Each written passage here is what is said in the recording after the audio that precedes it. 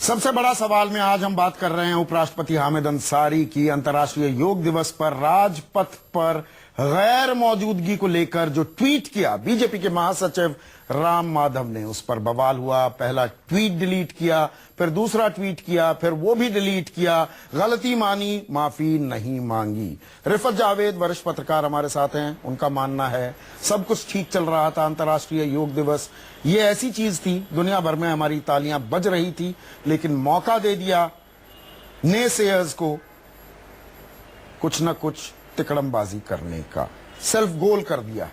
माफी मांग लेनी चाहिए क्या? संबित पात्रा, फिर से पूछ रहा हूं, माफी मांगेंगे क्या राम माधव? मैं उत्तर देता हूं। ये जो कहा गया ना कि दुनिया ताली बजा रही थी, हमने सेल्फ गोल कर दिया और बहुत गड़बड़ हो गया उससे। देखिए, ताली तो अभी भी दुनिया बजा रही है, दुनिया खुश है। जो लोग समझ नहीं पा रहे थे कि ताली बजाएं तो कैसे बजाएं, उनसे ताली बज नहीं सक रहा था, उनको बहाना मिला है ताली ना बजाने का, उससे कुछ नहीं होगा। सेल्फ गोल किया दूसरी बात, राम माधव ने सेल्फ गोल किया। तो मैं पूरा कंप्लीट कर लूं, फिर आप जरूर और प्रश्न पूछेगा और उत्तर दूंगा। आप देखिए, जो डिलीट हो गया उसको पकड़ने से अच्छा है जो साक्षात योग हमारे सामने है, अगर उसको पकड़ लेंगे तो मुझे लगता है अच्छा मतलब आप ये कह रहे हैं के पीछे संबित पात्रा आप ये कह रहे हैं कल कोई जिम्मेदार पद पर कोई भी विपक्षी नेता, संदीप जी, मैं एक मिनट, कोई भी विपक्षी नेता, जिम्मेदार पद पर आसीन विपक्षी नेता प्रधानमंत्री नरेंद्र मोदी के बारे में गैर वाजिब गलत बयानी से लबरेज ट्वीट करे, डिलीट कर दे तो बात खत्म हो जाएगी। देखिए, ये पूरा case classic case of ill information या मिस इंफॉर्मेशन। तो माफी मांग लो ना। कोई कम्युनल ट्वीट नहीं है। ये कम्युनल नहीं है, अपोलोजाइज किया है। और ये कम्युनल नहीं है। बहुत अंग्रेजी मैं जानता हूं, वो अपोलोजाइज और माफी में ज्यादा फर्क नहीं है। अपोलोजाइज मतलब माफी ही होता है। वैसे मतलब जितना मैं जानता हूं मुझे ऐसा लग रहा है। और ये मुसलमान हिंदू वाला एंगल तो ये कांग्रेस का काम है। ये घर में बैठ के तपस्या कर रही थी चुपके चुपके कि कहां से कुछ हिंदू मुसलमान एंगल लाए, और इनको मौका मिला है झूठ मूठ का। इसमें कहीं उन्होंने लिखा है मुसलमान हिंदू। संजय रिस्पॉन्ड कीजिए। संजय सीधा आरोप, आप जानबूझकर सांप्रदायिक रंग दे रहे हैं। आप जानबूझकर सांप्रदायिक रंग दे रहे हैं संजय जी। संबित पात्रा का जो वाक्य सुन के मुझे लगता है इतनी निर्लज पार्टी है, इस पार्टी में कोई शर्म नाम का शब्द इनको आता ही नहीं है। आपको लगता है कि मनसा और नियत को लेके ही वाद विवाद हुआ है। पात्रा जी चुप रहिए, पात्रा जी बीच में मत बोलिए, चुप रहिए, बीच में मत बोलिए। यहाँ पर संदीप जी क्यों वाद विवाद योगा को लेकर हुआ था? क्योंकि लोग जानते हैं कि भारतीय जनता पार्टी और आरएसएस की नियत पे सबको शक है, और राम माधव के वाक्य ने इस बात को सिद्ध किया है कि हमारे संकोच से हमको जिस बात का डर था वो बिल्कुल सही तरीके से आज दुनिया के सामने उभर के आया है। यहाँ पर देखिए आज कि राज्यसभा टीवी हो या उपराष्ट्रपति पे व्यक्तिगत आरोप लगाया था, और ये ट्वीट की डिलीशन को अपॉलॉजी नहीं माना जाता है, और ये धार्मिक और ये राजनीति को लाया है इन्होंने योगा में। और इसको एक और बात मैं बताना चाहूंगा, आप देखिए कि एक दिन के अंदर अभी स्मृति ईरानी ने कहा है कि हर सरकारी स्कूल में योगा को कंपलसरी बनाया जाएगा। ये क्यों हो रहा है? कि इसीलिए हो रहा है क्योंकि ये बताना चाहते हैं कि योगा में नरेंद्र मोदी का बहुत बड़ा श्रेय है, और यदि इस तरीके से इन्होंने उपराष्ट्रपति का अपमान किया है तो प्रधानमंत्री इस पर खुद नहीं करेंगे। राकेश सिन्हा ये संघ का हिडन एजेंडा उसे आगे कर रहे हैं, ये संघ के एजेंडे पर चल रहे थे राम माधव। एक और गंभीर आरोप संजय झा यहां लगाते हुए, राकेश सिन्हा। बिल्कुल, देखिए, मैं इतना मानता हूं कि पतंजलि संघ के नहीं भारत के थे, भारत की विरासत के हैं। और पतंजलि के इस योग को श्रीमती इंदिरा गांधी ने रकाबगंज में एक बहुत बड़ी बिल्डिंग दी थी, बहुत बड़ी जगह दी थी, जहां धीरेन्द्र ब्रह्मचारी योग का आश्रम चलाते थे। जवाहरलाल नेहरू जी ने 70 साल पहले लिखा हुआ है योगा के बारे में। सिन्हा जी जरा पढ़िए इतिहास। अरे मेरी बात मत खोइए, क्या किया है? नहीं राकेश सिन्हा, संघ का एजेंडा आगे हो रहा है, और ये सवाल और ये सवाल इसलिए राकेश सिन्हा नेहरू जी आपने राज्यसभा टीवी का जिक्र किया था, Rajya TV, did RS TV that runs on taxpayers' money completely black out Yoga Day event? Ram Madhav कह रहे हैं। अब मैं यहां पर गुरदीप सिंह सप्पल या जो भी व्यक्ति राज्यसभा टीवी देख रहा था, लाइव कवरेज उन्होंने दिखाई, न सिर्फ लाइव कवरेज दिखाई, 3 डॉक्यूमेंट्रीज भी चलाई, एक स्पेशल रिपोर्ट भी चलाई। और क्या चाहते हैं आप राज्यसभा टीवी से? क्या वो बिल्कुल ही अगर सरकारी उपक्रम भी है वो सरकारी भूपू बन जाए? क्या आप ये चाहते हैं?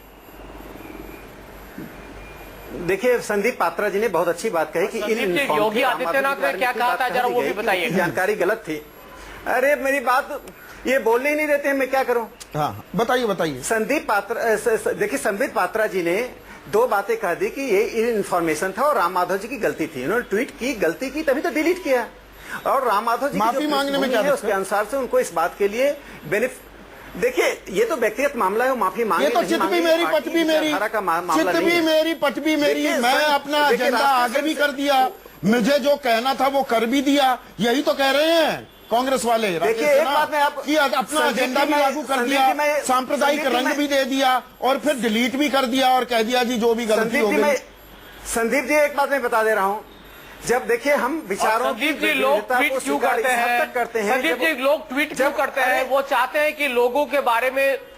संदीप जी लोग ट्वीट क्यों करते हैं? ट्विटर तो एक पब्लिक प्लेटफॉर्म है। संदीप जी, मैं बोलूं या मैं जाऊं? संदीप जी, मुझे बोलने देंगे या मैं चला जाऊं? वो चाहते थे कि लोगों को बहकाएं। संजय, राकेश सिन्हा को पूरी तो करने दीजिए बात। लोग में, जनता में, नागरिक में एक सांप्रदायिक सोच हो। आपने योग नहीं किया कल। प्रश्न है, आपको थोड़ा प्राणायाम करना होगा Sanjay. Tweet is like a TV interview. Sanjay, आप तो एक्सरसाइज करते हैं, शायद आज शाम को एक्सरसाइज नहीं करके आए। राकेश सिन्हा को मौका तो दीजिए। संवेद, अब मैं आप तीनों को ही पकड़ते रहूंगा। राकेश सिन्हा आगे बढ़िए, आगे बढ़िए। राकेश सिन्हा, मैं ये चुप, देखिए, इनको थोड़ा मौन योग की का आग्रह मैं करता हूँ। थोड़ा मौन योग अपनाइए, नरसिम्हा राव जी को फॉलो कीजिए। एक बात मैं सिर्फ कहना चाहता हूँ यहाँ पर, यदि भारत की विरासत, मोदी को फॉलो कीजिए आप। भारत की गरिमा को आगे बढ़ाना, भारत की गरिमा को आगे बढ़ाना सेफ्रनाइजेशन नहीं नहीं, मैं राज्यसभा टीवी की बात कर रहा था। मुद्दा आपने उठाया, अब आप उसको घुमा रहे हैं। राज्यसभा टीवी ने लाइव काटा, 3 डॉक्यूमेंट्रीज दिखाई, एक स्पेशल रिपोर्ट दिखाई। और क्या सरकारी भूमि बन जाए? मैं बड़े फलक पर जाना चाहता हूँ। उपराष्ट्रपति कार्यालय से संचालित राज्यसभा टीवी वामपंथियों का अड्डा बन गया है। वह संघ परिवार की आलोचना का एक मुखपत्र बन गया है। मैं राज्यसभा टीवी निंदक नेड़े रखिए, वह वैचारिक एजेंडा को निंदक नेड़े रखिए। कभी सरकार ने हस्तक्षेप नहीं किया और उपराष्ट्रपति को मतलब डरा रहे हैं, जिम्मेदारी लेनी पड़ेगी। करके जिसे डिलीट कर देते हैं, धमकी दे रहे हैं राम माधव।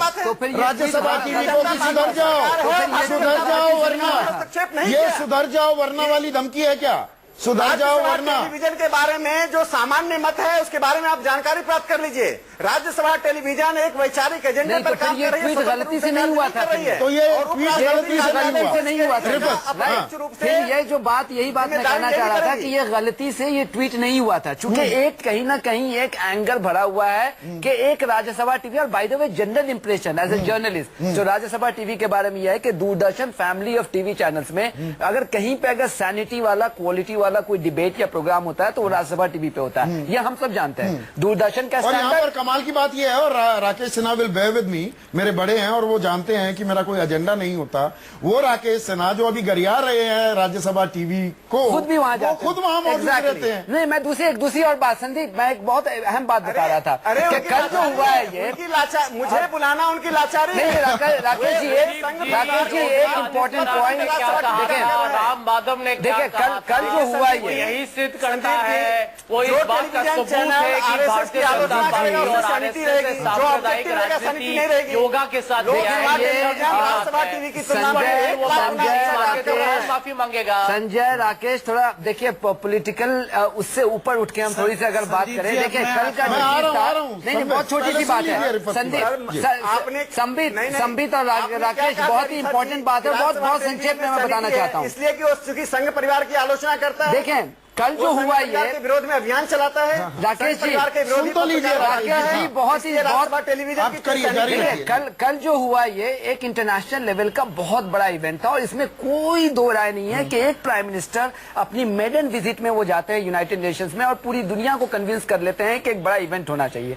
लेकिन अब देखें कि वो वेस्टर्न जो मीडिया की जो मानसिकता है, वो अगर आप वहां पे रहें तो आपको पता होगा, मैं वहां 12 साल रह करके आ रहा हूं, वो इंडिया के हर पॉजिटिविटी में भी वो नेगेटिव तलाश करता रहता है। कल एक मौका ऐसा था आपके पास जब आपको इंडिया की पॉजिटिव पिक्चर पेंट करने का मौका मिला था, आपने उसको भी गंवा दिया। मिसाल दूंगा, जब मंगलयान आपने भेजा वहां पे तो हमारे लिए बहुत ही बड़ी सक्सेस स्टोरी थी, लेकिन वेस्टर्न मीडिया क्या कर रही थी कि आधी जनता भूखी है और आप मंगलयान भेज रहे हैं, उनको मौका दे रहे हैं। आप इस तरह से कल आपने मौका दे दिया कि आप अपने कॉन्स्टिट्यूशन, अच्छा ये छोटा मोटा कॉन्स्टिट्यूशनल पोस्ट नहीं है, जीपी का पोस्ट है, आप उनको एक डिजाइन तरीके से आप क्रिटिसाइज कर रहे हैं। ये एक महज कोइंसिडेंस है। इसके पीछे एक वजह भी है, थोड़े कुछ साल पीछे चलना पड़ेगा। मुझे एक और ब्रेक लेना है। संबित, मैं आपसे ही इस सवाल का जवाब चाहूंगा। थोड़ा पीछे जाएंगे। लोकपाल बना तो है नहीं, लोकपाल पर विशेष सत्र चल रहा था, राज्यसभा की कार्रवाई अर्धरात्रि तक चल रही थी। जैसे ही वो अब्रप्टली एंड की गई, उसके लिए क्या बीजेपी आज तक माफ नहीं कर पाई है हामिद अंसारी को, जो चेयर में थे? आप देख रहे हैं सबसे बड़ा सवाल। लेकिन इस वक्त एक बड़ी खबर आ रही है। लैंड बिल पर बनी संसद की संयुक्त समिति के सामने आरएसएस से जुड़े 3 संगठनों ने कड़ा एतराज जाहिर किया है। समिति के सामने भारतीय किसान संघ, भारतीय मजदूर संघ और अखिल भारतीय वनवासी कल्याण आश्रम ने कड़ा विरोध दर्ज कराया है। यानी कि अब यह बात साफ हो गई है, आरएसएस भूमि अधिग्रहण अध्यादेश जो अभी है, जिसे बिल और फिर कानून की शक्ल एनडीए सरकार, बीजेपी सरकार देना चाहती है, उसके खिलाफ है। ये बड़ी खबर। संबित पात्रा, मुसीबत बढ़ेगी। माफी चाहूंगा कि हम सबसे बड़े सवाल के मुद्दे से भटक रहे हैं, लेकिन बड़ी खबर लग रही है मुझे ये, और आपकी प्रतिक्रिया चाहिए। नहीं, मुसीबत कैसे संदीप जी, मुसीबत कैसा? लोकतंत्र में सभी अपने विषय को कह सके, ये तो स्वागत योग्य विषय है, इसको मुसीबत कहना उचित नहीं होगा। आरएसएस जो संशोधन चाहता है उन पर मुस्कुरा रहा था। आरएसएस जो संशोधन चाहेगा, ऐतराज जब उन्होंने दर्ज करा दिया है, उन पर गौर करेंगे या नॉन नेगोशिएबल है जिस करंट फॉर्म में है? पार्टी के प्रवक्ता का विषय नहीं है, ये पार्टी के प्रवक्ता का विषय नहीं है, ये सरकार का विषय है। और खुद मोदी जी ने कहा है, तमाम वो लोग जो चाहते हैं कि क्या क्या संशोधन हो, वो सरकार के पास आए और अपने विषय को सरकार के समक्ष रखे। सरकार कोई डिक्टेटर सरकार नहीं है, सरकार उन्हीं की है, और जो वो चाहते हैं उसी प्रकार से सरकार काम करे, इसलिए तो सरकार बनी है। सभी की बातों को सुना जाएगा और जो देश के लिए बाय एंड लार्ज थोड़ा उचित होगा वही करेगी सरकार। मैं समझ गया, सरकार आप कह रहे हैं कि नहीं, ओपन है। राकेश, समिति के सामने ये ऐतराज दर्ज कराने की जरूरत क्या? सरकार आप ही की है, तो संघ के ये तीनों अंग सीधे सरकार से ही मुखातिब क्यों नहीं होते? वहां जाकर क्यों नहीं बता देते? ये पब्लिक पोस्चरिंग क्यों?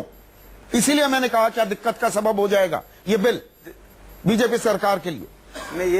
ये पब्लिक पोस्चरिंग नहीं है। भारतीय मजदूर संघ, किसान संघ और वनवासी कल्याण आश्रम ने तीनों का अधिकृत मत है कि वर्तमान स्वरूप में लैंड एक्विजिशन बिल को हम स्वीकार नहीं करते हैं। इसको प्रो पीपुल बनाने के लिए और मेहनत करनी चाहिए और होमवर्क करना चाहिए और विमर्श करना चाहिए। और दूसरी सबसे अच्छी बात है कि नरेंद्र मोदी जी ने स्वयं कहा है, किसी भी प्रकार का सजेशन उन्हें स्वीकार्य है जी, किसी प्रकार से आरोपित नहीं किया जा रहा है। तो ये बड़ी खबर नहीं मान रहे हैं लोकतांत्रिक। आप दोनों कह रहे हैं कोई बड़ी खबर नहीं है, ये ठीक है, हर कोई अपना हक रख सकता है, अपना व्यू पॉइंट। कि लैंड एक्विजिशन बिल में कुछ मौलिक सुधार, बुनियादी सुधार होना चाहिए। और उस बुनियादी सुधार के लिए भारतीय मजदूर संघ, किसान संघ और वनवासी कल्याण आश्रम के सुझावों पर गंभीरता से विचार किया जाना चाहिए। गंभीरता से विचार होना चाहिए, ये संघ की राय है, ऐसा मानना है राकेश सिन्हा का। आपका, डॉक्टर संबित पात्रा और रिफत, तीनों का बहुत बहुत शुक्रिया। आज सबसे बड़ा सवाल में बस इतना ही। नमस्कार।